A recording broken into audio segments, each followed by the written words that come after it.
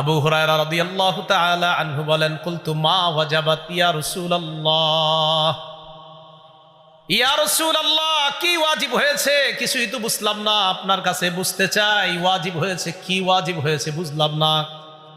একজনের তেলাওয়াত শুনলেন, শোনার পর বললেন ওয়াজিব হয়ে গিয়েছে। আল্লাহ নবী বললেন যে কুল হুয়াল্লাহু আহাদ পড়লো, আর আমি যার তেলাওয়াতটা শুনলাম তার জন্য ওয়াজাবাতিল জান্নাত, জান্নাত ওয়াজিব হয়ে গেছে।